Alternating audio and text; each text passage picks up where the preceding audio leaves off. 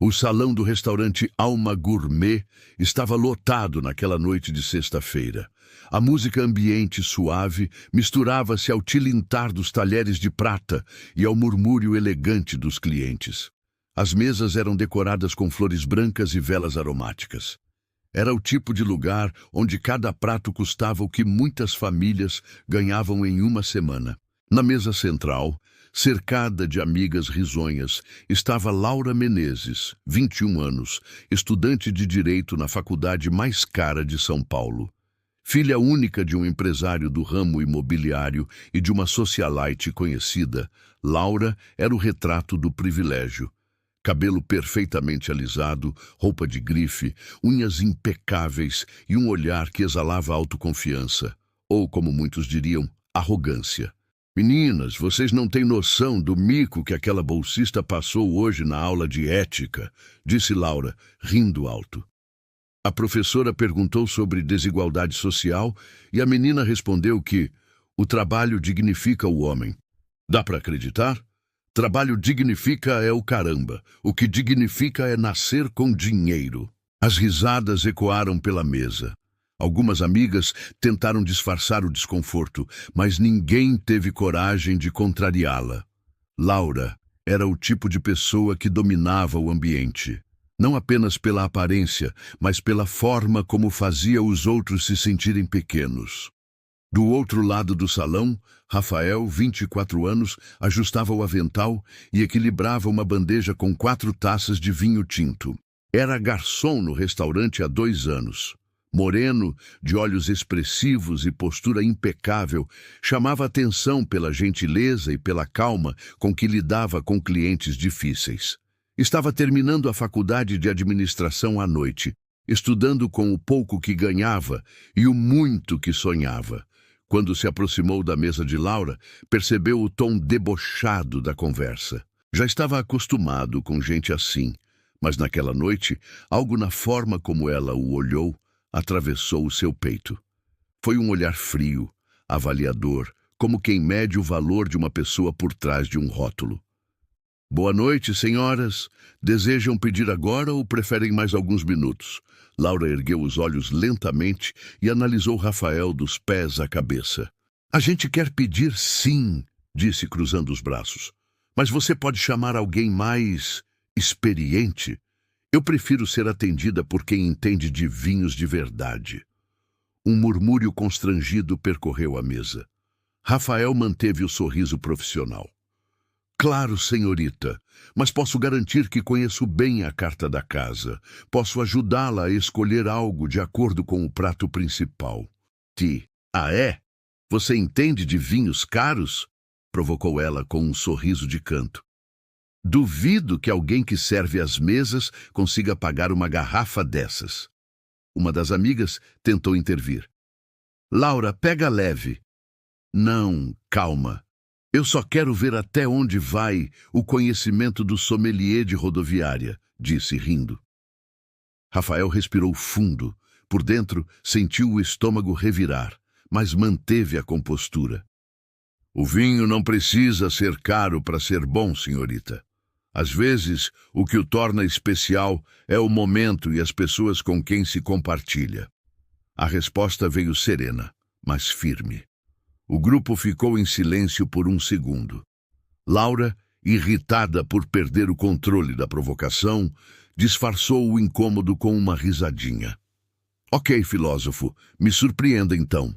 O que combina com o nosso filé ao molho trufado? Rafael indicou um vinho português de safra recente, explicando calmamente sobre a acidez equilibrada e o aroma amadeirado. Falava com propriedade, sem esnobismo, com a segurança de quem realmente conhecia o que dizia. Quando ele se afastou, uma das amigas comentou baixinho.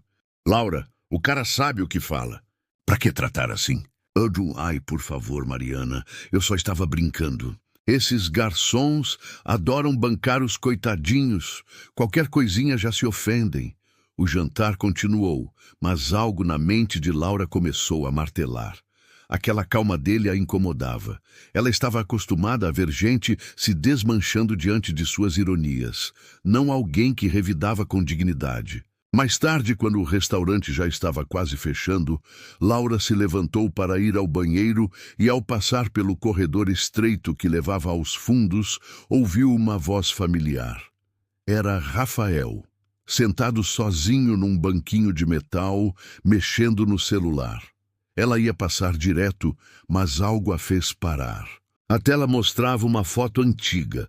Um garoto com um uniforme escolar, segurando um diploma e sorrindo ao lado de uma mulher de uniforme de faxineira. Rafael percebeu o olhar curioso e rapidamente bloqueou o celular. Desculpe, não quis bisbilhotar, disse Laura, meio sem graça. Não tem problema, respondeu ele, se levantando. Minha mãe fica orgulhosa de cada foto dessas. Foi o único diploma que consegui até agora. Laura assentiu, desconfortável. Você estuda também? Sim, administração, à noite. Falta 1 ano para terminar. Ela se surpreendeu. Sério? Aqui em São Paulo? Sim, faculdade pública. A gente dá um jeito quando quer. Por um instante, Laura não soube o que responder.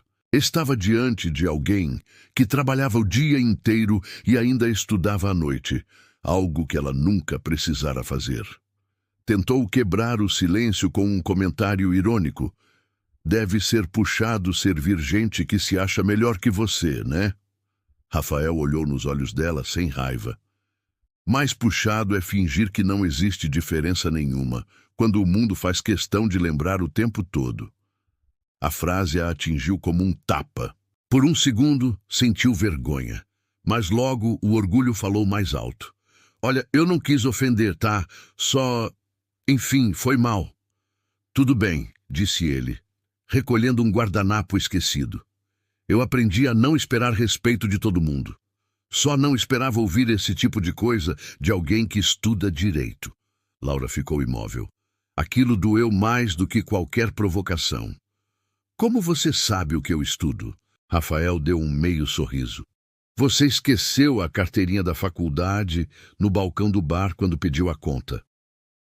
Antes que ela pudesse responder, o gerente apareceu chamando Rafael para fechar o caixa. Laura ficou parada por um momento, olhando a silhueta dele se afastar. Sentiu uma mistura confusa de irritação e admiração. Naquela noite, deitada na cama do apartamento luxuoso dos pais, Laura rolava no colchão sem sono. A cena do restaurante se repetia na mente. O olhar dele, a calma, as palavras. Não esperava ouvir isso de alguém que estuda direito. Ela tentava se convencer de que não se importava, mas havia algo diferente naquela noite, como se o espelho tivesse virado contra ela. No dia seguinte, o destino trataria de fazer aquele espelho se quebrar de vez. Na segunda-feira seguinte, a rotina de Laura parecia seguir igual. Acordar tarde, café da manhã preparado pela empregada, motorista esperando na garagem e a universidade como um desfile de aparências. Mas algo estava diferente. Ela não conseguia tirar da cabeça o rosto de Rafael, nem o olhar calmo, nem a frase certeira. Durante a aula de sociologia jurídica, o professor falava sobre mobilidade social e preconceito estrutural. Vocês acreditam que no Brasil ainda existe discriminação por cor e classe?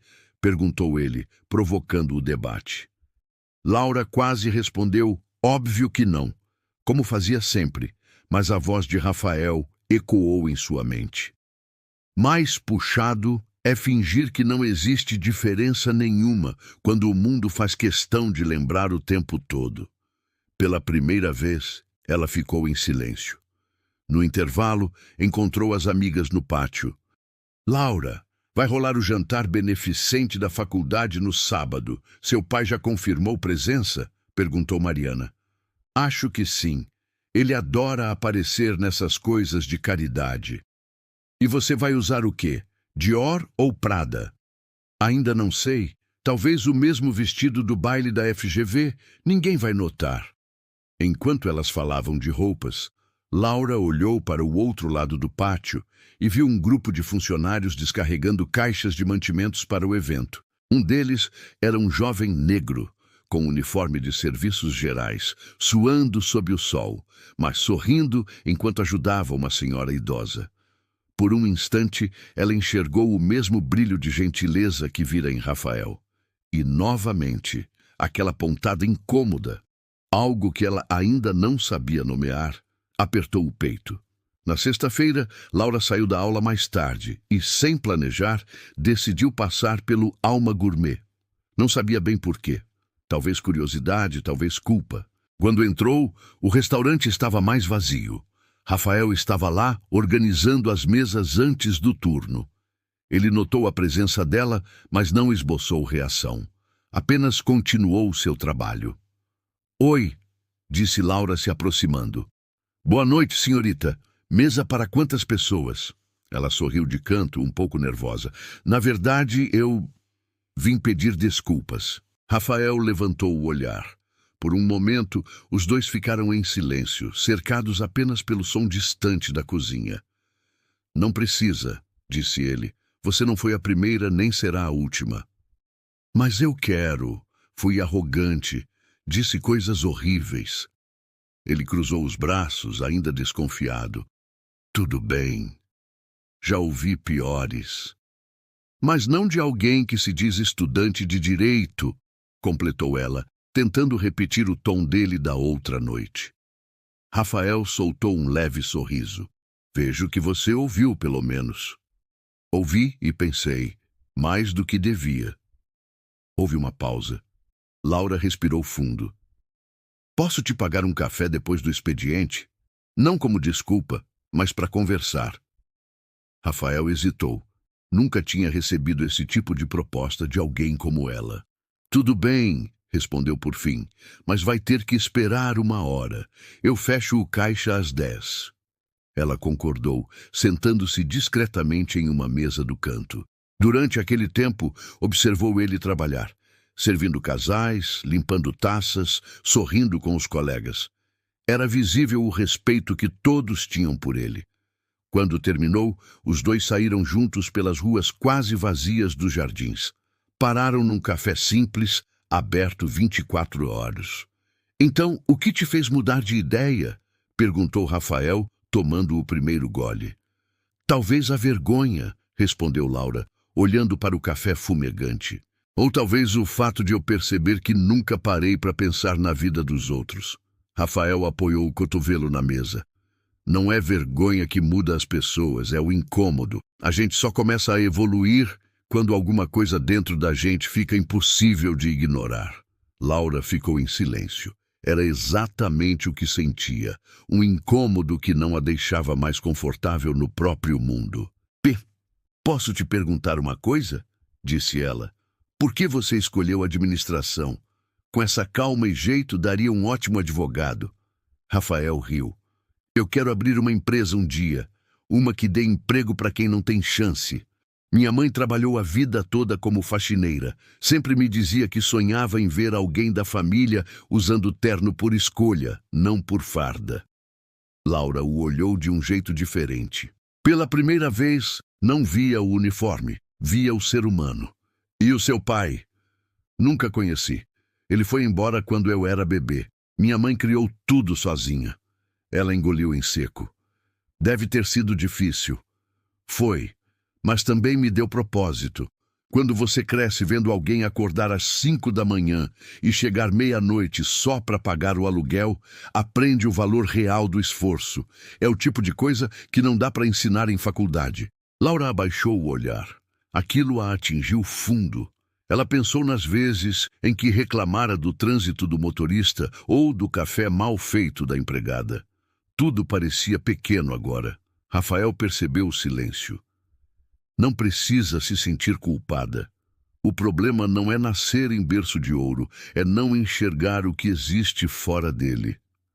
As palavras dele ficaram ecoando até o fim da noite. Nos dias seguintes, Laura começou a olhar o mundo com outros olhos. No campus, observava os funcionários que limpavam as salas, os seguranças, os cozinheiros, todos invisíveis até então. Um dia, entrou na biblioteca e viu um mural com o aviso: "Projeto Social procura voluntários para a aula de reforço em comunidades carentes." Sem pensar muito, anotou o número. No sábado, o jantar beneficente da faculdade foi no mesmo restaurante, o Alma Gourmet. Rafael estava lá como sempre trabalhando. Laura chegou com um vestido simples, muito diferente do que costumava usar. O pai notou. Filha, o que houve? Achei que você viria com aquele vestido da Gucci. Achei melhor vir com algo mais discreto. É um evento beneficente, não um desfile. O pai levantou a sobrancelha surpreso. Durante o evento, Laura observava os empresários fazendo doações vultosas, enquanto garçons e cozinheiros corriam sem descanso. Quando foi sua vez de subir ao palco para agradecer em nome dos alunos, ela respirou fundo. Boa noite. Em nome da turma de Direito, agradeço a presença de todos. Mas hoje, mais do que falar de doações, eu queria propor uma reflexão. Não adianta doar dinheiro se a gente não aprende a respeitar quem serve à nossa mesa. A verdadeira caridade começa na forma como olhamos as pessoas. O salão ficou em silêncio. Os pais se entreolharam surpresos. Rafael, parado no fundo, sentiu o coração acelerar. Após o discurso, Laura desceu do palco e foi até ele. Foi bom o que você disse, comentou Rafael com um sorriso discreto. Aprendi com alguém que entende o valor de cada olhar. Os dois se entreolharam por um segundo longo, denso, sincero. Havia ali algo novo, respeito, admiração e algo mais que ambos ainda não ousavam nomear. Mas aquela conexão, nascida de uma humilhação, estava apenas começando a transformar a vida dos dois. E o segredo que Rafael carregava, aquele que mudaria tudo, ainda estava prestes a ser revelado. As semanas seguintes foram um turbilhão na vida de Laura. O jantar beneficente havia viralizado nas redes sociais da faculdade. Muitos elogiaram o discurso, mas outros a acusaram de hipocrisia. Ah, fácil falar bonito com o microfone na mão, diziam os comentários. Ela leu tudo em silêncio, tentando ignorar, mas algo dentro dela a impulsionava a provar que a mudança era real. Na terça-feira, ligou para o número anotado no mural da biblioteca. Alô, é do Projeto Social Raízes? Sim, quem fala? Meu nome é Laura Menezes. Eu estudo Direito e queria me inscrever como voluntária. Do outro lado da linha, a coordenadora quase não acreditou. Ah, ótimo! Estamos precisando de ajuda nas aulas de reforço. É numa comunidade na Vila Prudente. Pode vir sábado às 9? Claro, pode contar comigo. No sábado de manhã, o motorista a levou até o endereço, mas Laura pediu que ele esperasse longe. Queria chegar sozinha. O local era um galpão simples, com paredes coloridas e cheiro de giz. Crianças riam, correndo entre mesas improvisadas. Quando entrou, ouviu uma voz familiar coordenando o grupo. Era Rafael. Ele estava com uma camiseta simples, ensinando matemática a um grupo de meninos. Se vocês entenderem a lógica do problema, nunca mais vão ter medo dos números, dizia com paciência. Quando a viu, seus olhos se arregalaram. Laura, você... o que está fazendo aqui? Ajudando, respondeu ela com um sorriso tímido. Não sabia que o projeto era seu. Rafael coçou a nuca, envergonhado. Não é exatamente meu, mas eu comecei com alguns amigos da faculdade antes de precisar trabalhar tempo integral. Agora venho nos fins de semana. E você nunca comentou? Não parecia o tipo de assunto que interessaria a você, para ser sincero. Ela sentiu o golpe, mas respirou fundo. Talvez eu tenha me tornado alguém diferente. Rafael olhou para ela e viu sinceridade. Então, bem-vinda. As crianças vão adorar te conhecer. Laura passou a manhã ajudando as crianças a ler pequenos textos e resolver exercícios de português. No início, estava tensa, mas aos poucos foi se soltando. As risadas, os olhares curiosos e a gratidão inocente daqueles pequenos a desarmaram completamente. Em um momento, uma garotinha de tranças se aproximou com um sorriso tímido. Mas, tia, você é modelo? Laura riu. Não, sou estudante. De quê? De direito? Direito é para defender as pessoas, né? É sim. Então, quando eu crescer, quero ser igual a você.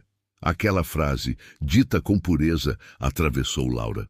Ela percebeu que a admiração daquela menina vinha de algo além da aparência. Era esperança. E pela primeira vez, Laura quis ser alguém que realmente merecesse ser admirada. Ao final da manhã, Rafael se aproximou enquanto ela guardava os cadernos. Você foi ótima hoje. As crianças adoraram. Eu adorei mais ainda. Não lembrava a última vez que me senti útil de verdade.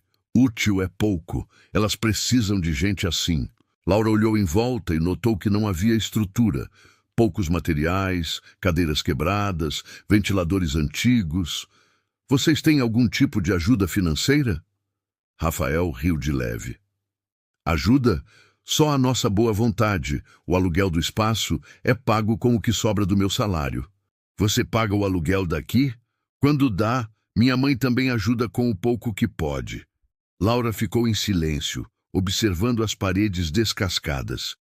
Isso aqui não pode continuar assim. Eu vou ajudar. Rafael levantou as sobrancelhas. Ajudar como? Vou falar com meu pai. Ele conhece gente, pode conseguir doações, materiais, reformas. Laura, calma. Não quero que você sinta pena. Edessa não é pena. É consciência e gratidão. Rafael ficou em silêncio por alguns segundos, estudando o rosto dela. Tudo bem, mas promete que não vai transformar isso em campanha de ego. Esse lugar é sobre eles, não sobre a gente. Prometo. Na semana seguinte, o pai de Laura, Sérgio Menezes, achou estranho o interesse repentino da filha. Você quer que eu doe para um projeto de favela? Desde quando você se importa com isso, Laura? Desde que percebi que o mundo não gira em torno da gente. Ele riu, incrédulo. Isso é influência de algum namorado socialista? Ela ignorou a provocação. Pai, são crianças estudando sem material, num lugar caindo aos pedaços. Não é sobre política, é sobre dignidade. O empresário suspirou cansado. Tá bom, eu mando reformar o galpão, mas você vai supervisionar tudo. Obrigada, pai. Não me agradece ainda. Se esse tal de Rafael for um aproveitador, eu mesmo acabo com essa história. Laura não respondeu, mas a desconfiança do pai a deixou inquieta. Rafael nunca pedira nada. Pelo contrário, sempre recusava ajuda. Ela sabia que havia algo mais na história dele e estava prestes a descobrir. Na semana seguinte, durante uma visita ao projeto, Laura notou uma mulher sentada na escada, observando o movimento com olhos cansados e sorriso doce. Rafael se aproximou. Mãe, essa é a Laura, aquela amiga de quem te falei. A mulher se levantou e estendeu a mão. Muito prazer, querida. O Rafael fala de você com carinho. Laura ficou surpresa. Prazer, dona Vera. Ela usava uniforme de limpeza e mãos marcadas de trabalho, mas havia algo nobre em sua postura. Seu filho é incrível, dona Vera. Você deve ter muito orgulho. Tenho, sim, mas o crédito não é meu, é dele. Esse menino sempre quis mudar o mundo. Enquanto conversavam, Laura percebeu a tosse seca e constante da mulher. A senhora está bem? Ah, é só um cansaço. Esses produtos de limpeza são fortes, sabe? Mas nada demais. Rafael desviou o olhar, desconfortável. Laura notou, mas não insistiu. Nos dias seguintes, as obras de reforma começaram. Com o dinheiro doado pelo pai de Laura, o galpão ganhou nova pintura, ventiladores e carteiras novas. As crianças vibravam. Rafael, porém, parecia mais distante. Você está estranho, disse Laura. Não gostou das reformas? Gostei. Mas agora o pessoal começou a achar que o projeto tem dono, que é seu. Como assim? As pessoas da comunidade me olham diferente, acham que perdi o propósito. Isso é bobagem. Você continua sendo o coração daqui. Não, Laura. Agora parece que sou o funcionário de uma menina rica tentando consertar a consciência. Aquelas palavras doeram mais do que ela esperava. Rafael, eu não quis isso. Eu sei, mas o mundo interpreta assim. E tem outra coisa que você precisa saber. Laura o encarou preocupada. O que foi? Rafael respirou fundo, olhando para o chão. Minha mãe está doente. Câncer no pulmão, diagnóstico recente. Laura ficou sem fala. Meu Deus! Por isso aquela tosse? Ele assentiu. Ela escondeu por um tempo. Não quer parar de trabalhar porque diz que precisamos do dinheiro para o tratamento. O convênio não cobre tudo. Os olhos de Laura se encheram de lágrimas. Rafael, eu posso ajudar. Meu pai tem contatos. Podemos conseguir. Não. O tom foi firme. Eu não quero que sua família resolva os meus problemas. Já passamos por muita humilhação para agora parecer que eu dependo de favor. Mas isso não é favor, é solidariedade. Solidariedade que dói é caridade disfarçada, Laura. Aquelas palavras cortaram fundo. Ela entendeu o orgulho dele, mas também via o desespero por trás da resistência. Rafael respirou fundo. Desculpa, não quis ser duro, só... É difícil aceitar ajuda de quem a vida inteira te ensinou que você não merece. Laura ficou em silêncio, lágrimas descendo. Você merece, Rafael, mais do que ninguém. Ele a olhou e, pela primeira vez, baixou a guarda.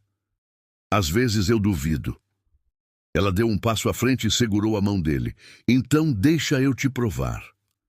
Foi o primeiro toque sincero entre os dois. Nenhum gesto grandioso, apenas um aperto de mão carregado de tudo o que não sabiam dizer.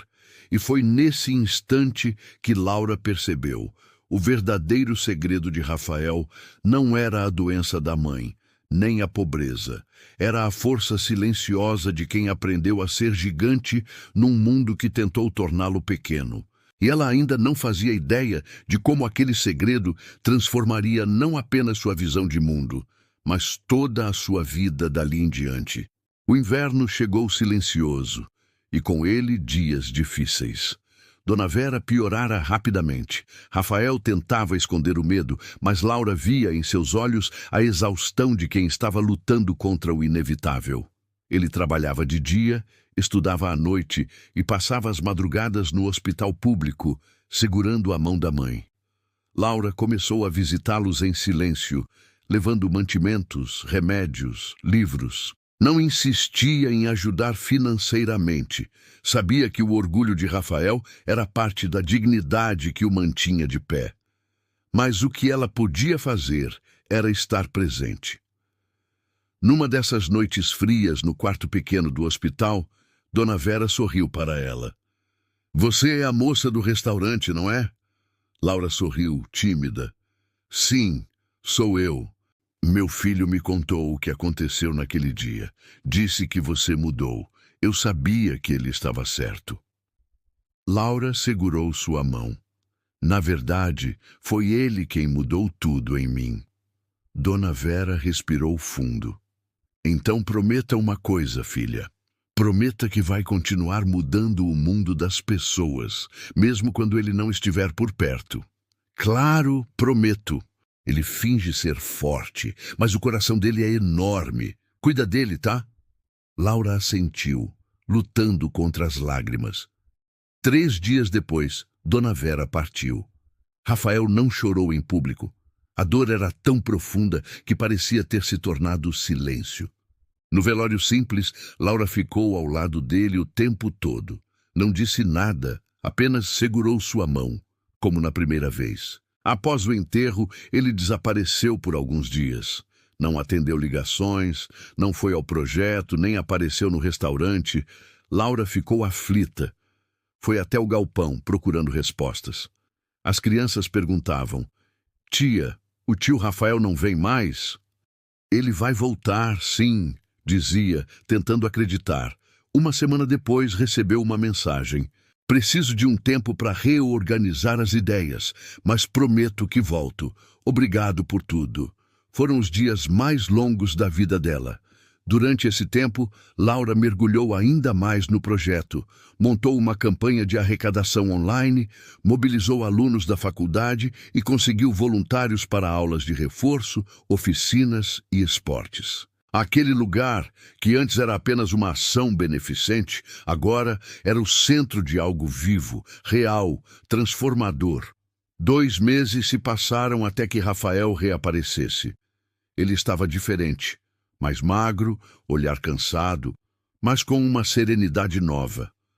Achei que você tinha desistido, disse Laura. Pensei em desistir, sim, mas minha mãe não me criou para isso. Ela sorriu. O projeto cresceu graças a você, graças a nós. Os dois caminharam até o pátio, onde dezenas de crianças brincavam. O galpão agora tinha um letreiro novo. Instituto Vera Menezes, Educação que Transforma. Rafael ficou paralisado, os olhos marejados. Você colocou o nome dela? Colocamos, disse Laura. Foi ideia das crianças. Disseram que a tia Vera era o coração do projeto, mesmo sem conhecerem ela. Ele abaixou a cabeça emocionado. Laura se aproximou. Ela me ensinou uma coisa sem nem precisar dizer. Amor é o que a gente deixa nos outros. E ela deixou isso em você. Rafael respirou fundo, enxugando as lágrimas. Você não precisava ter feito isso. Precisava sim. Porque agora eu entendo. O que faz alguém grande não é o que tem, é o que entrega. Houve um longo silêncio, quebrado apenas pelo riso das crianças ao fundo. Ele olhou para ela e, por um instante, o tempo pareceu parar. Laura, você mudou.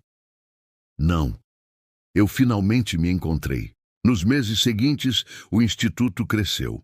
Parcerias com empresas locais garantiram material, alimentação e bolsas de estudo. Rafael coordenava o ensino de matemática e gestão. Laura, a parte jurídica e social. Trabalhavam juntos todos os dias, com propósito e respeito. Mas o segredo de Rafael, aquele que ele ainda não havia contado, estava prestes a vir à tona. Em uma tarde de sábado, uma equipe de TV local apareceu para fazer uma reportagem sobre o projeto.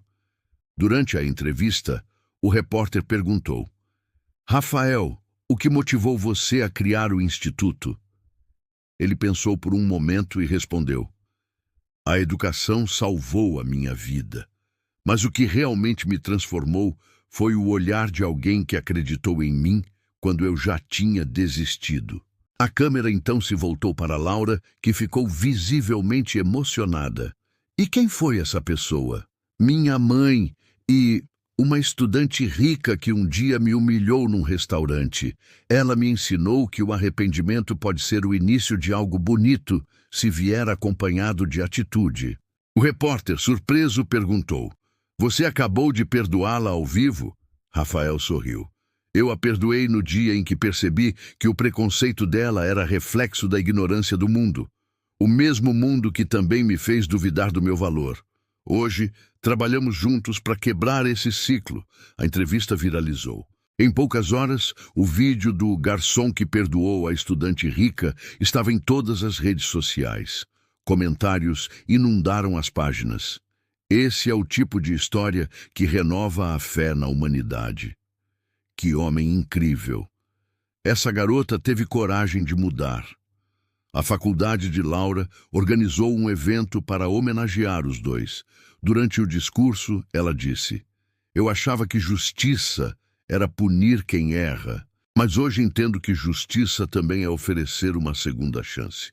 Rafael me deu a minha, e é por isso que hoje dedico minha vida a oferecer oportunidades a quem nunca teve nenhuma.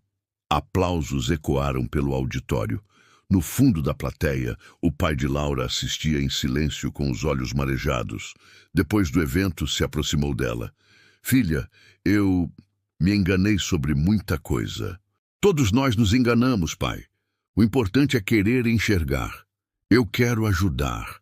Esse projeto é a primeira vez que vejo você feliz de verdade. Ela sorriu. Então já está ajudando. Alguns meses depois, Laura e Rafael inauguraram uma nova ala do Instituto, com cursos técnicos e bolsas integrais. Na entrada, uma frase em letras douradas decorava a parede. A vida muda quando o respeito vira o idioma entre as diferenças. Durante a cerimônia, uma das crianças, a mesma garotinha das tranças, correu até Laura com um caderno na mão. Tia, olha o que eu desenhei. Era um desenho simples, colorido, mostrando ela e Rafael ensinando uma turma cheia de sorrisos. No canto, um coração e uma frase. Obrigada por acreditar na gente. Laura segurou o desenho com as mãos trêmulas. Olhou para Rafael, que observava de longe, e sorriu. Sabia que nunca poderia apagar o passado, mas podia transformar o presente. E isso já era o suficiente. Ele se aproximou e os dois ficaram lado a lado diante das crianças. Sabe o que é engraçado? Disse Rafael. O quê? A vida dá voltas demais. Quem diria que aquela noite no restaurante ia nos trazer até aqui? Laura riu, com lágrimas nos olhos. Às vezes, as voltas são só o caminho certo disfarçado. Rafael olhou em volta.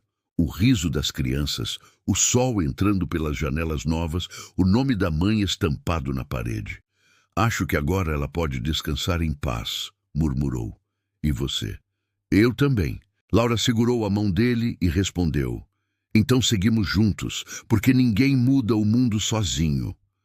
Os dois se abraçaram enquanto o som das risadas infantis ecoava pelo pátio. Era o som da esperança. A música que nasce quando o orgulho dá lugar à empatia e a dor ao propósito.